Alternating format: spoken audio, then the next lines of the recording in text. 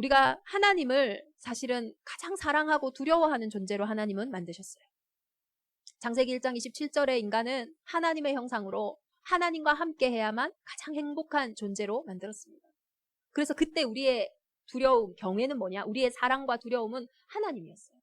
그 상태가요, 온전하고 하나님이 보시기에 심히 좋은 상태였어요. 그런데 우리의 인생이 하나님을 떠난 순간부터요, 어떤 일이 일어날까요? 그 죄의 상태에서는요, 두려워하지 않을 것들을 두려워하게 되었어요. 원래는 두려워할 것을 두려워하면 생육하고 번성하고 충만하고 정복하고 다스려야 할 그 인생이 두려워하지 않아도 될 것들을 두려워하기 시작하면서요, 문제가 오기 시작합니다. 불안이 들어오고 염려가 들어오고 걱정이 들어오니까요, 모든 것들이 수고하고 무겁기 시작한 거예요. 왜 수고하고 무거운지도 모릅니다.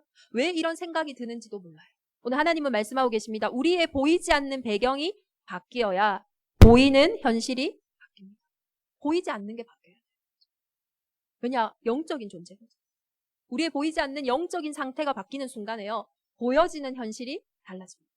그래서 살리는 것은 영이니 육은 무익하다고 했어요. 왜 우리 두려움이 사랑하는 거냐? 왜 우리의 두려움이 결국 우리의 주인이거든요.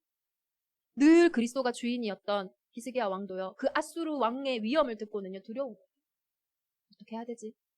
우리나라는, 남유다는 사실은 북이스라엘보다 훨씬 더 적은 지파의 수를 가지고 있고, 이들은 싸우는 지파들이 아니었어요. 군사력으로는요, 너무나 낮아요. 예배하는 지파들이 많았거든요. 어떻게 해야 됩니까? 싸움도 안 돼요. 싸울 생각을 할 수가 없어요. 회유해야죠. 그렇게 아름답게 지었던 다윗 성전의 벽에 있던 금과 은과 모든 폐물을 다 가져다가 회유했어요. 우리 남유다 한 번만 봐달라고. 우리의 인생에도 강력한 문제가 생겼을 때, 싸움을 할 수 없을 때 우리는 때로는 옆길로 가기도 하죠. 회유하기도 하고 나의 것을 가지고 그것을 어떻게 막아보려고 합니다. 잠깐 막아지는 것 같은데요, 결국은 다시 찾아오죠. 하나님이 뭐라고 평가하시냐면, 너희가 믿고 의지하는 그것이 그냥 다 지나가는 바람에 날리는 겨와 같다고 이야기해요. 우리가 두려워하는 그것을 피하려고 붙잡는 것들이요, 사실은요, 진짜 문제는 그 두려움이 아니기 때문에 사실은 그것을 피할 수가 없는 거예요. 영적인 판도가 바뀌어요. 오늘 히스기야 왕이 자신이 두려워하고 했던 그 아수르로부터, 자신의 나라가 망할까봐 전전긍긍했던 그 왕의 뜨거운 마음이요, 그 두려워했던 그 마음이 어디로 바뀝니까? 히스기야가 사자의 손에서 편지를 받아보고 여호와의 성전에 올라가서 히스기야가 그 편지를 여호와 앞에 펴놓고 그 앞에 히스기야가 기도하여 이르되, 그룹들 위에 계신 이스라엘의 하나님 여호와여, 주는 천하만국의 홀로 하나님이시니라. 히스기야 왕의 근심과 걱정과 염려, 보이지 않던 그 방향이 어디로 바뀌었냐? 여호와의 앞에, 그 여호와 앞에 서서 한 게 뭡니까? 딱 한 가지였어요. 나의 자리를 찾은 거였어요.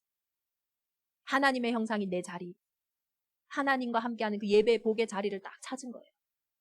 그랬더니요, 모든 것이 어떻게 됩니까? 정상되어지는 거예요. 어떻게 그 앞에 설 수 있습니까? 다른 길은 없어요. 왜 이것이 한순간에 되어지냐? 예수님이 십자가에서 다 이루셨기 때문이에요.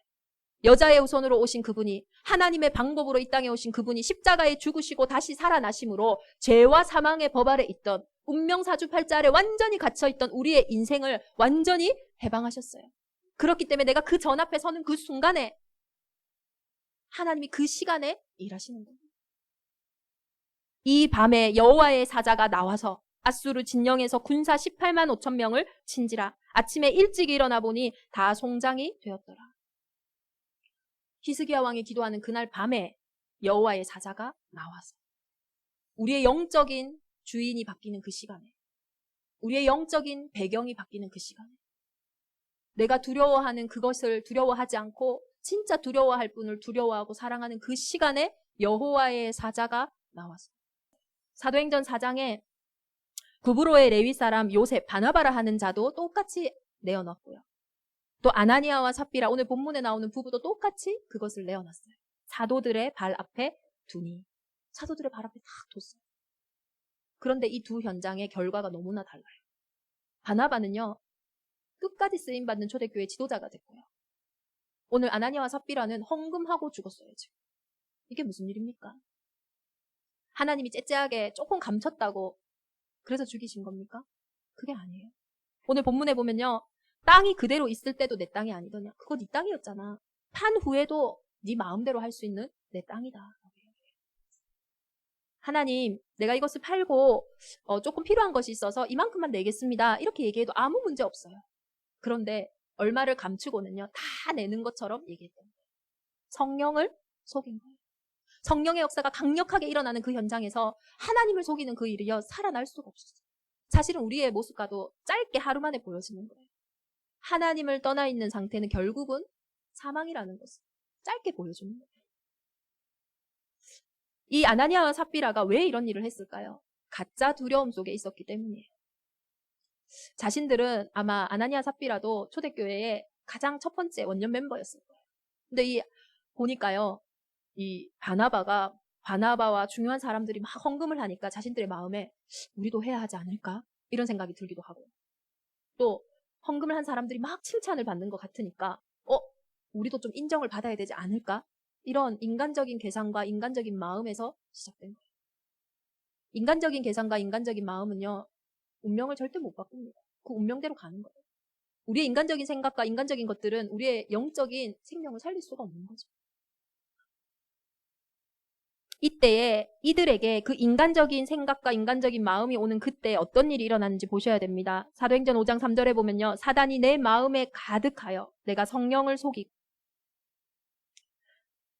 어찌하여 이 일을 내 마음에 두었느냐. 일이 어디서 역사되어집니까? 일이 어디서 시작되어집니까? 우리의 동기와 중심에 따라서 어디서 역사가 일어나냐? 마음에서부터 일어나기 시작합니다. 그래서 잠언 4장 23절에 보면 모든 지킬 만한 것 중에 더욱 내 마음을 지키라. 생명의 근원이 이에서 남이라. 더욱 지킬 만한 것 중에요, 우리의 마음을 지키래요. 어떻게 우리의 마음을 지킵니까? 영적인 배경을 알면 마음을 지킬 수 있어요. 세상 신이 믿지 아니하는 자들의 마음을 혼미하게 하여. 요한복음 13장 2절에 봤더니요, 사단이 유다의 마음에 예수를 팔려는 생각을 넣었대요. 이 마음이요, 어마어마한 영적인 장소인 거예요. 이 마음이 엄청난 예배의 장소였던 거예요. 그래서 걱정하지 마라, 염려하지 말라 하는 것도 중요한 기도가 되는 겁니다. 여기에요, 누가 넣었다고요? 사단이 마음에 예수를 팔려는 생각을 넣었대요. 세상 신이 믿지 아니하는 자들의 마음을 혼미하게 했대요. 영적인 배후를 아는 하루하루가 되어져야 돼요. 나 이상하게 오늘 우울하다. 이상하게 우울한 게 아닙니다. 우울한 걸 넣은 거예요. 나 저 사람 보니까 막 부글부글 막 화가 나네. 저 사람이 잘못한 게 아니에요. 부글부글 화가 나서 이간질시키고 분리시키는 영이 있어요. 나는 너무 할 수 없을 것 같아. 나는 안 되는 것 같아. 끊임없이 나를 죽이는 생각과 마음들이 막 들어옵니다. 막 시기가 오고 질투가 오고 외로움도 옵니다. 그것을 그냥 맞지 마세요. 분명한 영적인 배경을, 배후를 알아야 합니다. 누가 마음에 넣었다고요? 누가 생각에 넣었다고요? 그래서 우리가 그 일을, 그 배후를 이길 수 있는 그리스도 예수의 말씀이 아니고서는, 그 말씀을 마음에 묵상하지 않고서는 외로움도 근심도 걱정도 염려도 이길 수가 없는 거예요. 이번 한 주간 우리의 마음의 장소에서 하나님의 놀라운 역사가 일어나기를 기도합니다. 눈에 보이는 것만 보고 싸우면 안 됩니다. 우리의 싸움은 혈과 육을 상대하는 것이 아니요 통치자들과 권세들과 이 어둠의 세상 주권자들과 하늘에 있는 악한 영들을 상대합니다. 끊임없이 어둠이 우리에게 외로움을 주고 힘듦을 주는데 우리는 보이는 것만 보고 자꾸 왜 외롭지? 거기서 커피 한잔 하고 왜 외롭지? 나가서 자연 보고 더 외로워집니다. 그런 문제가 아니에요. 그런 외로움이 아닙니다. 그런 화가 아니에요. 홧김에 내가 이 일을 했다. 아니라니까요. 그래서 실제적인 영적인 배후 세력을 알고 싸울 때 백전백승하는 거예요. 하나님은 돈이 없어서 돈 내라 그러시는 분이 아니에요. 그러므로 형제들아, 내가 하나님의 모든 자비하심으로 너희를 권하노니 너희 몸을 하나님이 기뻐하시는 거룩한 산 제물로 드리라. 하나님은 우리의 인생이 하나님께 드려지기를, 히스기야 왕이 기도했던 것처럼 내 인생이 하나님께 발견되어지기를 가장 원하고 계세요. 다른 것을 원하시지 않아요. 죽기까지 복종하시면서 십자가에 죽으신 우리 안에 성령으로 함께 하시는 그 예수님은 다 이루었다는 이 복음으로 제발 너희 행복해라. 제발 너희 이 복음으로 살아라. 그래서 진짜 이 복음의 증인되라. 이것이 하나님이 우리의 인생을 통하여 가장 받기 원하시는 예물입니다. 내 하루하루의 그 걸음, 내 삶을 통하여 오직 예수 그리스도가 증거되는 그 인생을 하나님은 가장 기뻐하시는 인생이에요. 내가 거룩하니 너희도 거룩하라. 거룩이라는 게 다른 데서 오는 게 아니에요. 예수 그리스도가 거룩하시기 때문에 그 그리스도가 내 안에 함께 하시기 때문에 우리가 거룩할 수 있는. 그럼 헌금은 뭡니까? 내 인생이 하나님께로 있다라는 경제의 신앙 고백이 헌금이에요. 내 인생이 하나님께 있다라는 시간의 신앙 고백이 뭡니까? 나의 하루하루거든요. 이 예배 시간이거든요. 우리의 입술의 신앙 고백이 뭡니까? 찬양이에요. 기도예요. 말씀 증거예요. 그렇다면 내 인생에 물질이 있는 곳에 내 마음이 있다고 했는데 내 마음에 그 역사가 시작되는 그곳에 가장 큰 신앙 고백이 뭡니까? 그게 헌금입니다. 저는 헌금을 드릴 때 늘 온전함을 생각해요. 오늘 헌금하고 망했다니까요. 많이 드린다고 하나님 축복 많이 하는 거 아닙니다. 적게 드린다고 하나님이 축복 안 하시는 게 아니에요. 온전한 11조를 드리라고 했어요. 뭐가 온전한 겁니까? 딱딱딱 10원 한 장 틀리지 않게 드리는 거, 그게 온전한 겁니까? 온전한 것은 한 가지밖에 없어요. 사람의 몸을 입고 하나님 스스로 이 땅에 오신 예수 그리스도예요. 그리스도를 아는 예물, 그것이 온전한 11조예요. 그때에 하나님 어떻게 일하십니까? 나를 시험하라고 했어요. 내가 하늘 문을 열고 너희에게 복을 쌓을 곳이 없도록 붙지 아니하나 보라. 성령 충만은 여호와를 경외하는 거예요. 방언을 하는 거, 그게 성령 충만 아닙니다. 기도했더니 사람이 낫고 이런 문제가 해결되어지고 그게 성령 충만이 아닙니다. 내가 헌금을 많이 하고 전도를 많이 하고 예배를 많이 드리고 그게 성령 충만이야.